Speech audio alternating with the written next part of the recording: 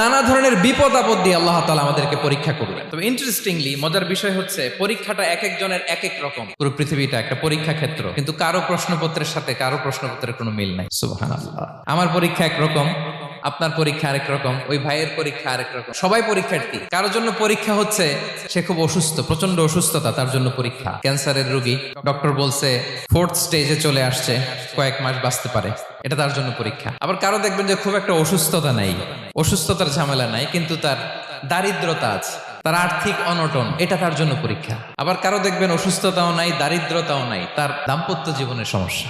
অনেকের দেখবেন এগুলো কোনোটাই সমস্যা না, তার ছেলে কথা শোনে না, মাদকাসক্ত, আহা, রিহ্যাবে পাঠায়, আবার আসে, আবার গাঁজা খাওয়া শুরু করে, আছে না নাই বলেন?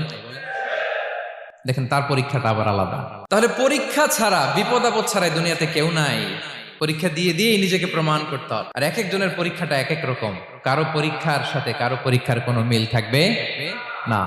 তো মাঝে মাঝে আমরা এটা ভুলে যাই। আল্লাহ তাআলা কালামে পাকে রিমাইন্ডার দিয়ে আমাদেরকে স্মরণ করিয়ে দিতে চান যে এই পৃথিবীতে আসলে তোমরা এসেছো পরীক্ষা দিতে। এটাই জীবনের বড় বাস্তবতা। এটা যদি ভুলে না যান, এটা যদি আপনার মাইন্ডসেটে থাকে যে পুরো জীবনটা একটা পরীক্ষা, তাহলে দেখবেন কোনো কিছু আপনাকে কাবু করতে পারবে না। আপনি হতাশ হবেন না, জীবন নিয়ে আর অভিযোগ থাকবে না, আপনি ভেঙে পড়বেন না, সব অভিযোগ হতাশা দূর হয়ে যাবে।